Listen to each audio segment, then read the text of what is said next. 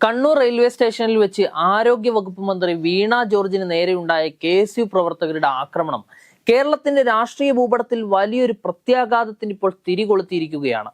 സമാധാനപരമായിട്ടുള്ള പ്രതിഷേധങ്ങൾക്കും കരിങ്കൊടി പ്രകടനങ്ങൾക്കും കേരളം എന്നും സാക്ഷ്യം വഹിക്കാറുണ്ടെങ്കിലും ഒരു മന്ത്രിക്ക് നേരെ ശാരീരികമായിട്ടുള്ള ഒരു കയ്യേറ്റം ഉണ്ടാവുകയും അവർക്ക് പരിക്കേൽക്കുകയും ചെയ്ത സംഭവം സംസ്ഥാനത്തിന്റെ ജനാധിപത്യ സംസ്കാരത്തിന് വലിയൊരു കറുത്ത പുള്ളിയായി ഇപ്പോൾ മാറിയിരിക്കുകയാണ്. കണ്ണൂരിലെ ഔദ്യോഗിക പരിപാടികൾ കഴിഞ്ഞ് ട്രെയിൻ മാർഗം മടങ്ങാനായി 1-ാം നമ്പർ പ്ലാറ്റ്ഫോമിലേക്ക് എത്തിയ മന്ത്രിയെ തടഞ്ഞു വെച്ചും മുദ്രാവാക്യം വിളിച്ചും വളഞ്ഞ പ്രതിഷേധക്കാർ ഒടുവിൽ അത് ശാരീരികമായ അക്രമത്തിലേക്ക് എത്തിക്കുകയായിരുന്നു. കൈക്കും കഴുത്തിനും പരിക്കേറ്റ മന്ത്രിയെ നിലവിൽ കണ്ണൂർ ജില്ലാ ആശുപത്രിയിൽ പ്രവേശിപ്പിച്ചിരിക്കുകയാണ്. പരിക്ക് ഗുരുതരമായതിനാൽ അവരെ ICUവിലേക്ക് മാറ്റാനുള്ള നടപടികൾ ആശുപത്രി അധികൃതർ സ്വീകരിച്ചിട്ടുണ്ട്. ഈ സംഭവം പുറത്തു വന്നതോടെ കേരളത്തിലുടനീളം വലിയ രീതിയിലുള്ള രാഷ്ട്രീയ പ്രതിഷേധങ്ങൾക്കാണ് വഴി തുറന്നിരിക്കുന്നത്. സംസ്ഥാനത്തെ ക്രമസമാധാന നിലയെ തന്നെ ബാധിക്കുന്ന രീതിയിലേക്ക് ഈ വിഷയം വളരുമെന്നാണ് നിലവിലത്തെ സൂചനകൾ തന്നെ വ്യക്തമാകുന്നത്. മുഖ്യമന്ത്രി പിണറായി വിജയൻ നേരിട്ട് ആശുപത്രിയിലെത്തി മന്ത്രിയെ സന്ദർശിക്കുമെന്ന് അറിയിച്ചതോടെ സംഭവത്തിന്റെ ഗൗരവം വർദ്ധിച്ചു. സ്പീക്കർ AN ഷംസീർ ആക്രമണത്തിന്റെ അതിശക്തമായിട്ടുള്ള ഭാഷയിലാണ് അപലപിക്കുകയും ചെയ്തിരിക്കുന്നത്.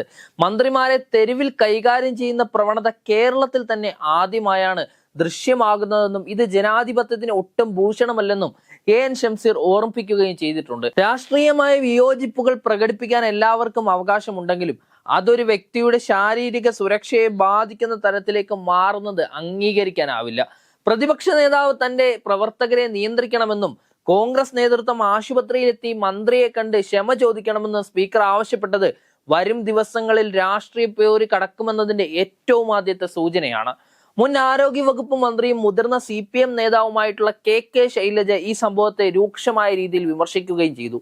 പ്രതീകാത്മകമായിട്ടുള്ള പ്രതിഷേധങ്ങൾ ജനാധിപത്യത്തിന്റെ ഭാഗമാണെങ്കിലും ഇതൊരു ആസൂത്രിതമായിട്ടുള്ള ശാരീരിക ആക്രമണമാണെന്നാണ് KK ശൈലജയും നിരീക്ഷിച്ചിരിക്കുന്നത്. കേരളത്തിന്റെ ജനാധിപത്യ ബോധത്തിന് നേരെ ഉണ്ടായിട്ടുള്ള ഈ ആക്രമണം രാഷ്ട്രീയ പ്രവർത്തകർക്കിടയിലുള്ള അസഹിഷ്ണുതയുടെ തകർച്ചയാണ് സൂചിപ്പിക്കുന്നത്. ഇത്തരത്തിലുള്ള അക്രമാസക്തമായിട്ടുള്ള സമരമുറകൾ തുടർന്നാൽ അത് കേരളത്തിലെ സമാധാനപരമായിട്ടുള്ള രാഷ്ട്രീയ അന്തരീക്ഷത്തെ ആകെ തകർത്ത് കളയും. CPM DYFI സംഘടനകൾ ഈ ആക്രമണത്തിനെതിരെ സംസ്ഥാന വ്യാപകമായി പ്രതിഷേധ പ്രകടനങ്ങൾ സംഘടിപ്പിക്കാൻ സാധ്യതയുണ്ട്. ഭരണപക്ഷ പ്രവർത്തകർ തെരുവിലിറങ്ങുമ്പോൾ അത് KSU കോൺഗ്രസ് പ്രവർത്തകരുമായുള്ള നേരിട്ടുള്ള ഏറ്റുമുട്ടലുകളിലേക്ക് വരെ നയിക്കുകയും ചെയ്തേക്കാം. പ്രത്യേകിച്ച് കണ്ണൂർ പോലുള്ള രാഷ്ട്രീയ സെൻസിറ്റീവ് ആയിട്ടുള്ള ജില്ലകളിൽ ഇത്തരം സംഭവങ്ങൾ പെട്ടെന്ന് വലിയ ആക്രമണങ്ങളിലേക്ക് പടരാനുള്ള സാധ്യതകളുണ്ട്. കേരളം ഉറ്റുനോക്കുന്നത് ഈ സംഭവം സംസ്ഥാനത്തെ അക്രമ രാഷ്ട്രീയത്തിന്റെ പുതിയൊരു ഘട്ടത്തിലേക്ക് നയിക്കുമോ എന്നുള്ളതാണ്.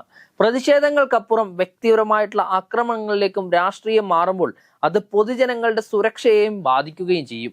റെയിൽവേ സ്റ്റേഷൻ പോലുള്ള അതീവ സുരക്ഷാ മേഖലയിൽ ഒരു മന്ത്രിക്ക് നേരെ ഇത്തരം ഒരു ആക്രമണം നടന്നത് സുരക്ഷാ വീഴ്ചയായും വിലയിരുത്തപ്പെടുകയാണ്.